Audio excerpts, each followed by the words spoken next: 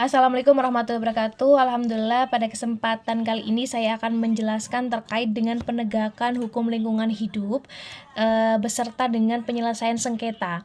Terkait dengan penegakan hukum lingkungan hidup, yang perlu diperhatikan adalah beberapa faktor atau komponen yang paling tidak mendukung agar hukum lingkungan hidup itu dapat berjalan dengan semestinya.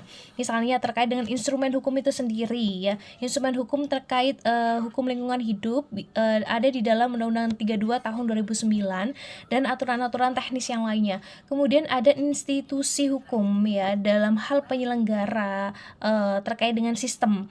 Misalnya terkait dengan sistem penyelesaian sengketa, ya, baik itu di lingkungan peradilan umum maupun lingkungan peradilan tata usaha negara.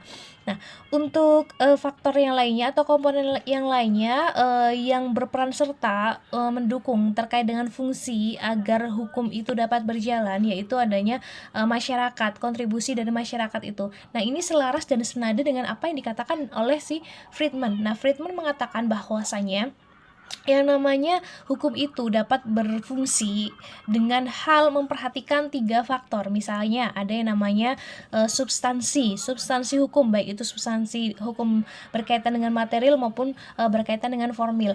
Kemudian ada juga berkaitan dengan yang namanya struktur berarti kita melihat dan menelaah terkait dengan struktur hukum itu sendiri. Strukturnya apa saja yang paling tidak mendukung berjalannya hukum.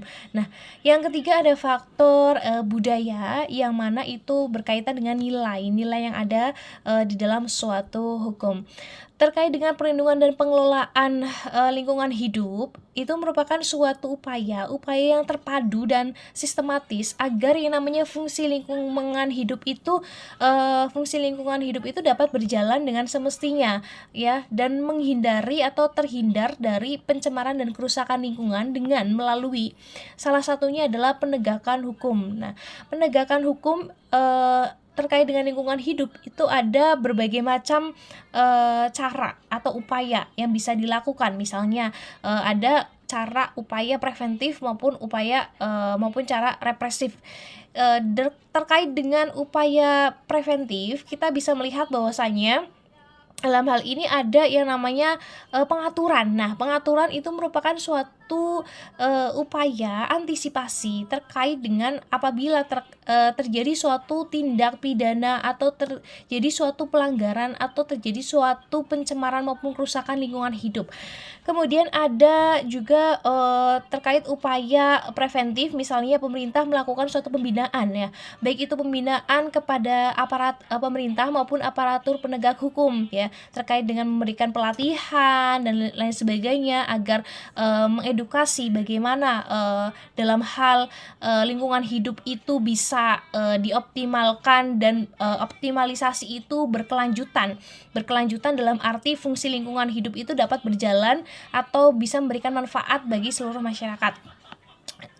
Kemudian ada yang namanya faktor yang lainnya. Misalnya ada upaya terkait dengan pemberian pelatihan untuk pelaku usaha. Bagaimana nanti pelaku usaha ini dalam hal mengeksploitasi lingkungan hidup, ya, bagaimana nanti agar nantinya sebelum melakukan suatu tindakan eksploitasi harus ada izin, ya, baik itu berkaitan dengan analisis dampak lingkungan maupun terkait dengan hal-hal yang lainnya.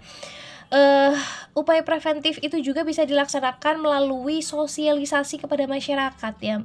Pemerintah dalam hal ini mengedukasi masyarakat terkait dengan pentingnya pelestarian lingkungan hidup dengan tidak membuang sampah sembarangan, bagaimana mengelola limbah-limbah dan lain sebagainya.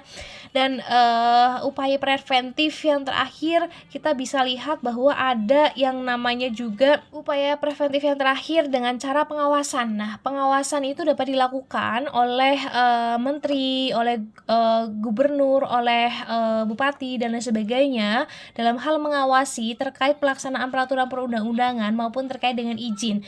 Nah, dalam hal ini juga menteri, gubernur, bupati dapat mendelegasikan kepada instansi teknis, ya, terkait dengan pengawasan. Nah, pengawasan dapat dilakukan dengan berbagai macam cara, misalkan pengambilan sampel, mendokumentasikan suatu kegiatan baik itu melalui foto maupun video dan lain sebagainya. Semisal dalam hal pengawasan terjadi adanya suatu pencemaran maupun kerusakan, maka di dalam pasal 53 ada ketentuan yang mengatur tentang penanggulangan kerusakan dan pencemaran lingkungan. Bagaimana nantinya pelaku usaha ini melakukan suatu penanggulangan dengan cara pemberian informasi, ya, dengan cara mengisolasi, dengan cara menghentikan suatu kegiatan, ataupun dengan cara melalui ilmu pengetahuan dan teknologi. Nah, kemudian kita bicara mengenai adanya upaya represif untuk penegakan hukum lingkungan, misalnya dengan pemberian sanksi. Nah, pemberian sanksi itu bisa terkait dengan sanksi perdata, sanksi pidana maupun sanksi administratif. Terkait dengan sanksi administratif, pemerintah dapat memberikan suatu sanksi kepada pelaku usaha maupun perorangan yang mana pelaku usaha maupun perorangan melakukan suatu pencemaran maupun kerusakan, dan pemerintah dapat memberikan suatu sanksi administratif berupa sanksi somasi, ya, ataupun pemberitahuan bahwasanya ini terjadi suatu pencemaran maupun kerusakan. Kemudian atau sanksi administratif berupa paksaan pemerintah ataupun juga pembekuan izin ataupun pencabutan izin. Nah, itulah terkait dengan langkah represif yang berbentuk sanksi administratif. Kemudian ada sanksi perdata, ya, pemberian sanksi perdata. Misalnya saja diberikan adanya suatu sanksi untuk ganti rugi dalam hal sanksi pembiayaan dan lain sebagainya. Untuk sanksi pidana berkaitan dengan pidana kurungan, penjara maupun denda. Nah, itu terkait dengan penegakan hukum lingkungan hidup.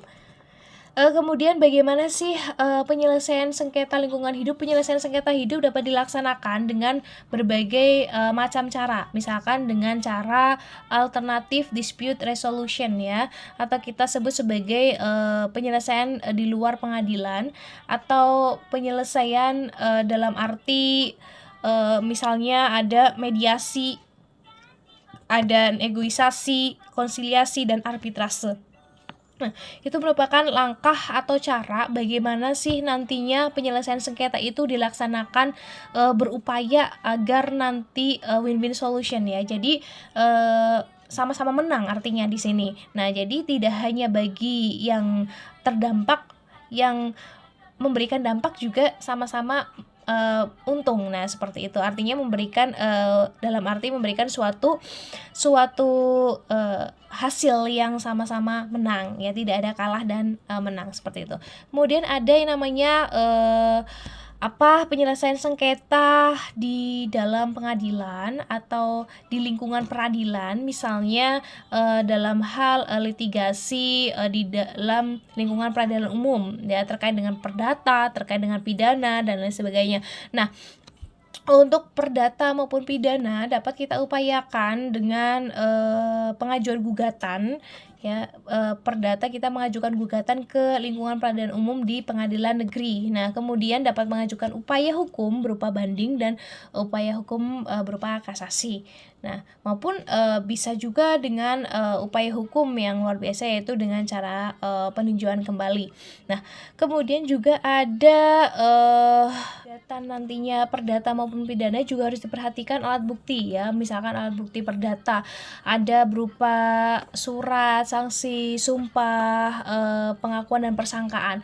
Kemudian alat bukti pidana juga perlu diperhatikan apabila itu merupakan suatu gugatan pidana yang mana bisa dilihat alat bukti berupa misalnya saja ada keterangan saksi, keterangan ahli, keterangan terdakwa, ada surat dan ada petunjuk. Nah, itu juga perlu diperhatikan di dalam penyelesaian sengketa di dalam litigasi.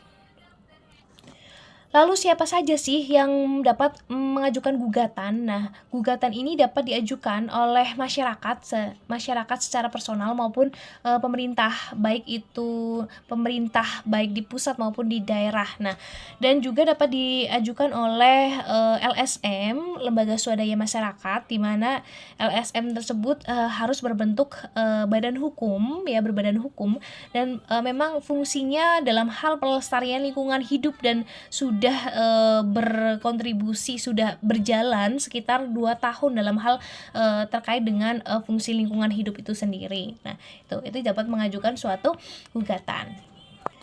Terkait dengan beban pembuktian di dalam Undang-Undang 32 tahun 2009 itu menegaskan bahwasanya adanya pertanggungjawaban mutlak, artinya tidak ada pembuktian dari penggugat, melainkan pembuktian ini dilaksanakan atau dilakukan oleh si tergugat. Ya, karena apa? Ini merupakan suatu tanggung jawab yang mutlak, di mana tanggung jawab mutlak itu dilatar belakangi atas berbagai macam faktor. Misalkan ada faktor terkait dengan dampak. Nah, dampak lingkungan yang memang berkaitan dengan ekonomi dan sosial. Lalu terkait dengan pembuktian, apabila pembuktian itu dilaksanakan oleh masyarakat, itu tidak memungkinkan karena terkait dengan ilmu pengetahuan dan teknologi yang barangkali masih tidak dikuasai oleh masyarakat secara umum. Itulah pembahasan singkat terkait dengan penegakan hukum lingkungan beserta penyelesaian sengketanya. Sekian dari saya. Wassalamualaikum warahmatullahi wabarakatuh.